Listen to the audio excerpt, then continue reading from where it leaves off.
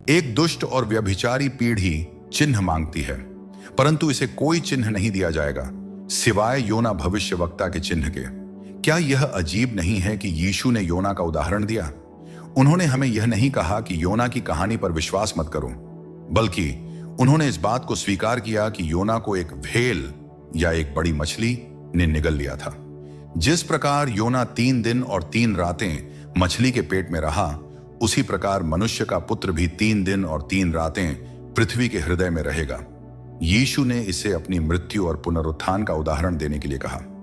नीनवे के लोग इस पीढ़ी के साथ न्याय के दिन उठ खड़े होंगे और इसे दोषी ठहराएंगे, क्योंकि उन्होंने योना के प्रचार से पश्चाताप किया। और देखो, यहां योना से भी महान कोई है। याद है जब योना ने नीनवे में प्रचार किया था? नीनवे एक महान नगर था जिसमें कई लाख लोग रहते थे, और इतिहास का सबसे बड़ा पुनरुद्धार रिवाइवल वहीं हुआ। पूरा नगर पश्चाताप कर परमेश्वर की ओर मुड़ गया। उन्होंने अपने पापों से मन फिराया और परमेश्वर ने उस नगर पर आने वाले न्याय को रोक दिया। और मैं अमेरिका के लिए प्रार्थना कर रहा हूं, हे परमेश्वर, अमेरिका को बचा, क्योंकि हम देखते हैं कि हमारी दुनिया के विनाश की संभावना कितनी अधिक है। सिर्फ परमाणु युद्ध से ही नहीं, बल्कि एड्स और अन्य विपत्तियों से भी, जो इस समय हमारे संसार को जकड़ रही हैं। दक्षिण की रानी न्याय के दिन इस पीढ़ी के साथ उठ खड़ी होगी और इसे दोषी ठहराएगी, क्योंकि वह पृथ्वी के दूर दूर क्षेत्रों से आई थी सुलेमान की बुद्धि को सुनने के लिए। और देखो, यहां सुलेमान से भी महान कोई है। कैसे कोई सुलेमान से भी महान हो सकता है? आज रात मैं इसी के बारे में बात करना चाहता हूं। मैं सुलेमान के जीवन को एक उदाहरण के रूप में लेना चाहता हूं, अमेरिका के लोगों और युवाओं के जीवन को समझाने के लिए। क्योंकि देखिए, सुलेमान एक बहुत बड़े ज्ञान का व्यक्ति था, और आज हम हर तरफ देखते हैं कि युवा ज्ञान, सुरक्षा और प्रेम की खोज में हैं। ऐसा लगता है कि वे एक बड़ी खोज, क्वेस्ट पर निकले हैं। युवा लोग खुद को परिभाषित करने की कोशिश करते हैं, अपने कपड़ों से, अपने स्टाइल से। और हम सुनते हैं कि मिनी स्कर्ट ये फिर से लौट रहा है। भीड़ जिनके साथ वे रहते हैं, वस्तुएं जो वे खरीदते हैं, जगहें जहां वे जाते हैं, रॉक कॉन्सर्ट्स जिनमें वे भाग लेते हैं। लेकिन आज हमारे कई युवा अकेलेपन का सामना कर रहे हैं। मैं एक बार अमेरिका के पूर्वी भाग के एक प्रसिद्ध विश्वविद्यालय के डीन से मिला। मैंने उनसे पूछा, इस कैंपस की सबसे बड़ी समस्या क्या है? उन्होंने उत्तर दिया, जीवन में उद्देश्य और अर्थ की कमी। यह उत्तर डॉक्टर बकहन का था, हार्वर्ड विश्वविद्यालय से। सुलेमान की खोज के परिणाम, बार बार सुलेमान ने यही निष्कर्ष निकाला, निरर्थकता की निरर्थकता। जीवन व्यर्थ है। निरर्थकता का अर्थ है एक बुलबुला जो फूट जाता है। सुलेमान ने हर संभव तरीके से आनंद को खोजा, परंतु वह कुछ नहीं था, बस एक फूटने वाला बुलबुला। सुलेमान के पास सब कुछ था, लेकिन अंत में उन्होंने कहा, यह सब व्यर्थ है। सुलेमान का ज्ञान और अनुभव, सबसे पहले सुलेमान ने महान ज्ञान प्राप्त किया। वह यीशु मसीह को छोड़कर अब तक के सबसे बुद्धिमान व्यक्ति थे। सभोपदेशक 1:16 में लिखा है, मेरे पास उन सभी से अधिक ज्ञान है जो मुझसे पहले थे और जो मेरे बाद आएंगे। 1 राजा 4:30 में लिखा है, सुलेमान का ज्ञान पूरे पूर्व और मिस्र के सभी ज्ञान से श्रेष्ठ था। लेकिन सुलेमान ने कहा, मैंने अपने मन को ज्ञान की खोज में लगाया, परंतु यह भी आत्मा का क्लेश है, क्योंकि अधिक ज्ञान के साथ अधिक दुख भी आता है। तुम्हारे पास सभी डिग्रियां, PhD हो सकती हैं, तुम सब कुछ जान सकते हो, परंतु यह तुम्हारे दिल और आत्मा की गहराई को तृप्त नहीं कर सकता। निरर्थकता की निरर्थकता, सब कुछ व्यर्थ है। आज की दुनिया में संघर्ष, आज पूरी दुनिया में युवाओं के दिलों और दिमागों के लिए एक संघर्ष हो रहा है। लेकिन मसीह ने कहा, हमें परमेश्वर से प्रेम करना चाहिए, अपने हृदय, आत्मा, शक्ति और बुद्धि से।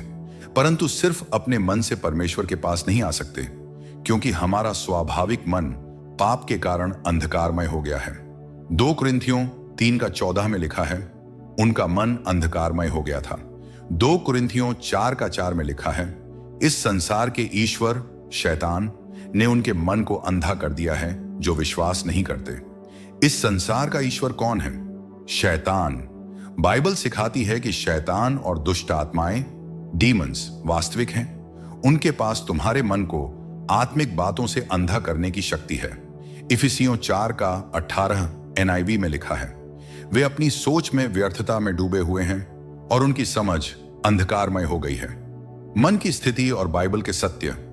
तीतुस 1:15, हमारा मन अपवित्र हो गया है। दानियेल 5:20, हमारा मन अहंकार से भर गया है। 1 तीमुथियुस 6:5, हमारा मन भ्रष्ट हो गया है। इफिसियों 4:17, हमारा मन व्यर्थ बातों से भरा हुआ है।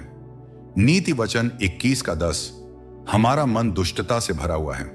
हमने क्या सीखा? हमने वह सीखा जो आदम और हव्वा को अदन की वाटिका गार्डन ऑफ ईडन में नहीं पता था। हमने बुराई का ज्ञान प्राप्त किया। जब आदम और हव्वा ने परमेश्वर के विरुद्ध पाप किया, उन्होंने बुराई का ज्ञान प्राप्त कर लिया। परमेश्वर ने हमें इस तरह नहीं बनाया था कि हम बुराई को जानें। उसने हमें पूर्ण बनाया था। परमेश्वर चाहता था कि हम हजारों वर्षों तक पृथ्वी पर जीवित रहें, एक अद्भुत संसार बनाएं उसकी सहायता से। लेकिन हमने परमेश्वर के विरुद्ध विद्रोह किया और हमने बुराई का ज्ञान प्राप्त किया और अब हम उस स्थान पर पहुंच गए हैं। मानव सभ्यता की वास्तविकता, आज हम एक ऐसे मोड़ पर खड़े हैं जहां हमने अपने ज्ञान के द्वारा एटम बम, हाइड्रोजन बम और रासायनिक हथियार बना लिए हैं। हमने कंप्यूटर और तकनीक विकसित कर ली है जो इंसान को कुछ ही घंटों में नष्ट कर सकती है। अब सवाल यह है, हम क्या कर सकते हैं? योजना केवल एक ही है, मसीह को ग्रहण करो। यीशु को अपने मन पर अधिकार करने दो। फिलिप्पियों 2:5 कहता है, तुम्हारा मन वही हो जो मसीह यीशु का भी था। बाइबल कहती है, अपनी बुद्धि को नया बनाकर अपना जीवन परिवर्तित करो। रोमियो 12:2, अपनी बुद्धि को मसीह को समर्पित करो। हां, शांति आएगी क्योंकि मसीह शांति का राजकुमार है। लेकिन यह शांति केवल परमेश्वर के माध्यम से ही संभव है।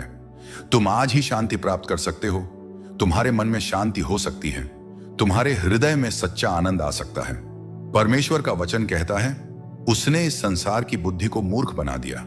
यह संसार अपनी बुद्धि से उसे जान नहीं पाया और उसने सुसमाचार के इस मूर्ख दिखने वाले संदेश के द्वारा उनका उद्धार किया जो विश्वास करते हैं। 1 कुरिन्थियों 1:21। देखो, बाइबल खुद सुसमाचार को संसार की दृष्टि में मूर्खता कहती है। क्यों? क्योंकि इस संसार की बुद्धि शैतान द्वारा अंधी कर दी गई है। पाप, एक घातक बीमारी। पाप केवल एक आचरण नहीं है, यह एक रोग भी है। यह अल्जाइमर या किसी अन्य बीमारी से भी बुरा है। यह हमें अंदर से नष्ट करता है।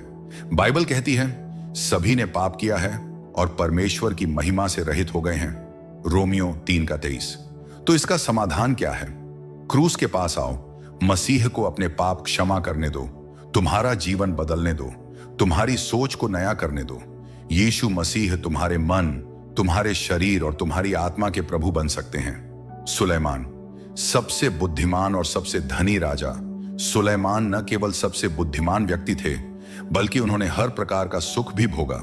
सबोपदेशक 2:1 में लिखा है, मैंने अपने मन से कहा, अब मैं तुझे हंसी और सुख में डालूंगा। सुलेमान के पास हर प्रकार की विलासिता थी। शानदार स्विमिंग पूल जिसे 12 कांस्य के सिंहों ने घेरा था, सोने के प्यालों में सर्वोत्तम मदिरा, 700 पत्नियां और 300 रखेले। वह हर आनंद को भोग चुके थे जिसकी तुम कल्पना कर सकते हो। परंतु क्या यह सब उसे संतुष्टि दे पाया? नहीं, सच्ची संतुष्टि केवल परमेश्वर में है। सुलेमान ने एक रात आकाश की ओर देखा और कहा, निरर्थकता की निरर्थकता, सब कुछ व्यर्थ है। सभी सांसारिक सुख एक बुलबुले की तरह फूट जाते हैं। आज कितने लोग भीतर ही भीतर रो रहे हैं। बाहर से एक मुस्कान का मुखौटा लगाए बैठे हैं, लेकिन अंदर शांति, आनंद और संतोष की कमी है। तुम्हारी शादी में कुछ गलत है। तुम्हारे जीवन में कुछ अधूरा है। तुम्हारे लिए निमंत्रण यीशु मसीह ही उत्तर है।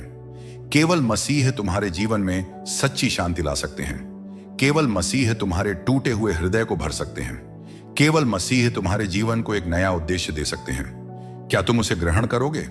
आज ही, अभी ही अपने हृदय और जीवन को यीशु मसीह को समर्पित करो। जो कोई मुझ पर विश्वास करेगा वह अनंत जीवन पाएगा। यूहन्ना 3:16। क्या तुम तैयार हो उसे ग्रहण करने के लिए? क्या तुम्हारे जीवन में कुछ कमी है? क्या तुम्हारे रिश्तों में कुछ गलत चल रहा है? क्या तुम्हारे विद्यालय में, काम पर या परिवार में कोई परेशानी है? क्या तुम्हारे माता पिता या मित्रों के साथ संबंध टूट रहे हैं? क्या तुम्हें ऐसा लगता है कि कुछ गायब है तुम्हारे जीवन में? क्या तुम यीशु मसीह को जानते हो? क्या तुम्हारे पास वह आनंद और शांति है जो केवल मसीह दे सकते हैं? सुलेमान, संसार का सबसे धनी व्यक्ति सुलेमान अपने समय का सबसे धनी और शक्तिशाली राजा था। उसका वार्षिक स्वर्ण संग्रह 666 कैंटल टैलेंट्स था, जो आज के अरबों खरबों डॉलर के बराबर होता। उसके पास 40,000 घोड़े और विशाल अस्तबल थे। उसकी संपत्ति अकल्पनीय थी, लेकिन एक रात वह अपने महल की छत पर बैठा और अपने हृदय की खालीपन को महसूस किया, और उसने कहा, निरर्थकता की निरर्थकता, सब कुछ व्यर्थ है। सभोपदेशक 1 का 2। क्या धन तुम्हें संतोष दे सकता है? बाइबल कहती है, थोड़ा सा जो एक धर्मी के पास है वह दुष्टों की बड़ी दौलत से कहीं उत्तम है। भजन संहिता 27 का 16। क्या तुम चाहते हो कि तुम करोड़पति बनो? क्या तुम सोचते हो कि कुछ $1000 मिल जाएं तो जीवन अच्छा हो जाएगा? नहीं, यह कभी पर्याप्त नहीं होगा। आज तुम 1000 चाहते हो, कल तुम 10,000 चाहोगे, फिर 1,00,000, और यह कभी नहीं रुकेगा। यीशु मसीह ने चेतावनी दी, चौकस रहो और लोभ से बचो, क्योंकि मनुष्य का जीवन उसकी संपत्ति की बहुतायत पर निर्भर नहीं करता। लूका 12 का 15। सुलेमान के पास शक्ति थी, लेकिन क्या यह काफी था? उसके पास संसार की सबसे बड़ी सेना थी।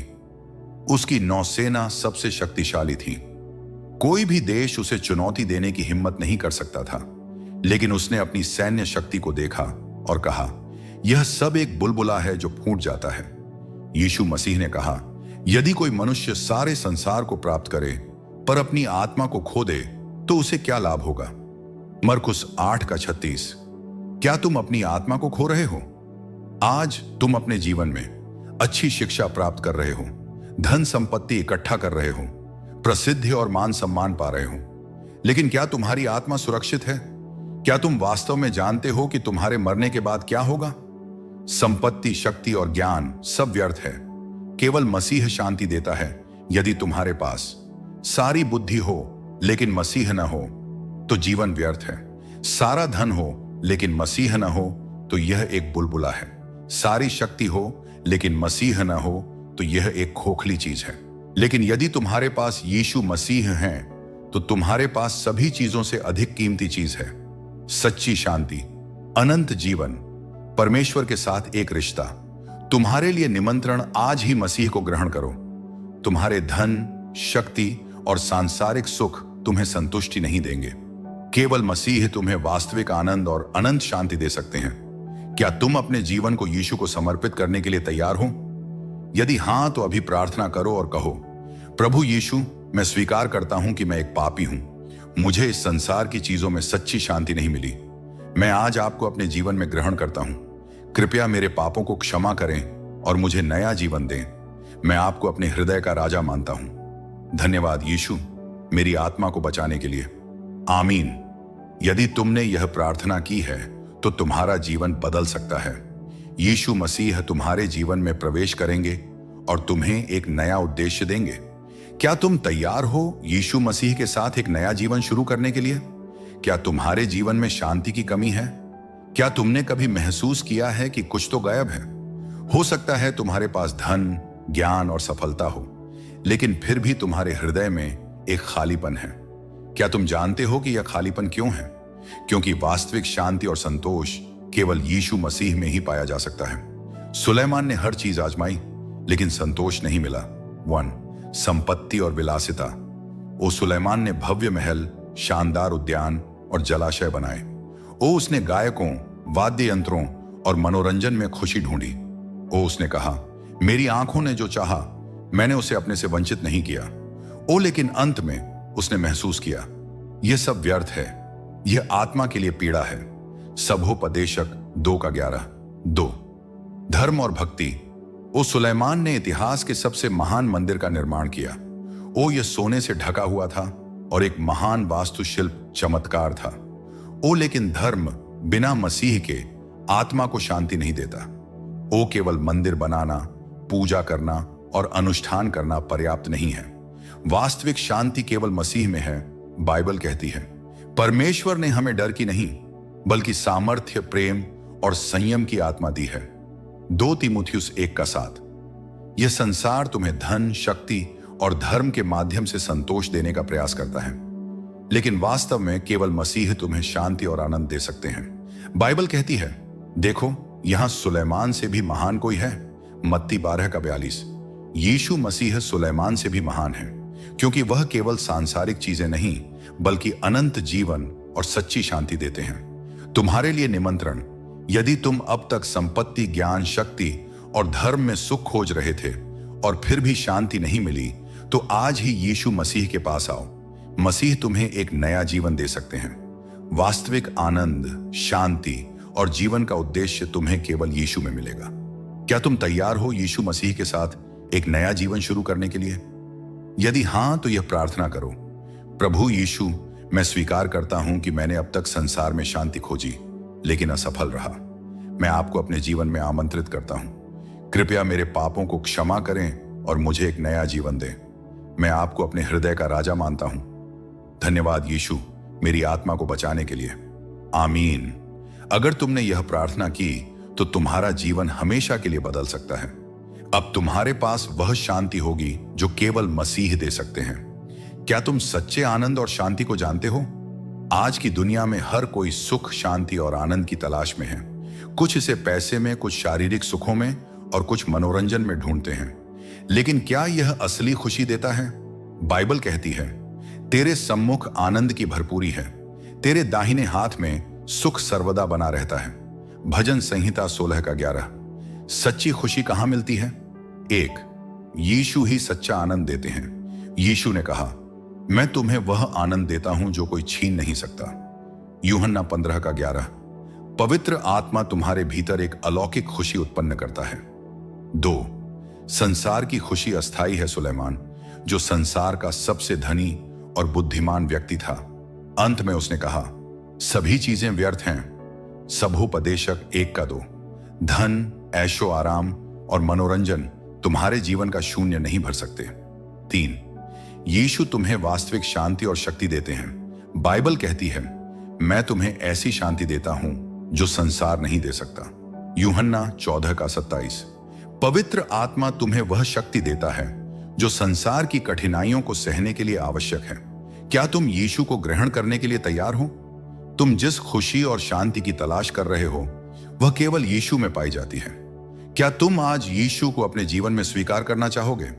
अगर हां, तो यह प्रार्थना करो, हे प्रभु यीशु, मैं स्वीकार करता हूं कि मैं एक पापी हूं।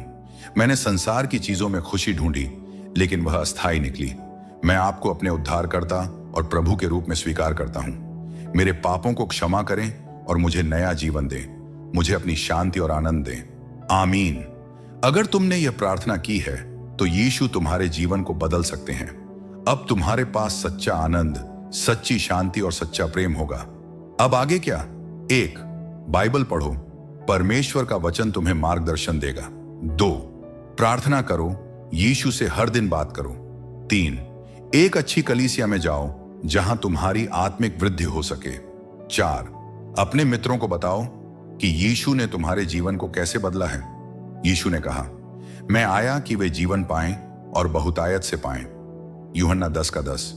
क्या तुम वह नया जीवन चाहते हो? क्या तुम यीशु को अपना जीवन समर्पित करोगे? आज परमेश्वर तुम्हारे दिल से बात कर रहे हैं। क्या तुम अपने जीवन को यीशु को समर्पित करने के लिए तैयार हो? क्या तुम उद्धार चाहते हो? बाइबल कहती है, अभी वह समय है, देखो अभी उद्धार का दिन है। 2 कुरिन्थियों 6:2। अब देरी मत करो, यीशु तुम्हें बुला रहे हैं। यीशु ने कहा, जो कोई मुझे स्वीकार करेगा, मैं उसे कभी नहीं ठुकराऊंगा। यूहन्ना 6:37। आज तुम यीशु को अपने प्रभु और उद्धारकर्ता के रूप में ग्रहण कर सकते हो। बस यह प्रार्थना मन से करो, उद्धार की प्रार्थना। हे प्रभु यीशु, मैं मानता हूं कि मैं एक पापी हूं। मैं अपने पापों से पश्चाताप करता हूं। मैं विश्वास करता हूं कि आप मेरे लिए मरे और पुनः जी उठे। मैं आपको अपने जीवन में आमंत्रित करता हूं। मुझे नया जीवन दें और मुझे अनंत जीवन की आशीष दें। आज से मैं आपका अनुसरण करूंगा। आमीन। क्या तुमने यीशु को ग्रहण कर लिया? अगर हां, तो यह तुम्हारे जीवन का सबसे बड़ा निर्णय है। अब तुम एक नई यात्रा पर हो। अब आगे क्या? 1, बाइबल पढ़ना शुरू करो, परमेश्वर का वचन तुम्हें मार्गदर्शन देगा। 2, प्रार्थना करो, प्रतिदिन यीशु से बात करो। 3. एक अच्छी कलीसिया में जाओ जहां तुम्हारी आत्मिक वृद्धि हो सके। 4. अपने विश्वास को साझा करो, दूसरों को बताओ कि यीशु ने तुम्हारे जीवन को कैसे बदला है। बाइबल कहती है, यदि तू अपने मुंह से यीशु को प्रभु कहकर अंगीकार करे और अपने मन से विश्वास करे कि परमेश्वर ने उसे मरे हुओं में से जिलाया, तो तू उद्धार पाएगा। रोमियो 10:9। आज यीशु तुम्हें बुला रहे हैं, क्या तुम उनका अनुसरण करोगे?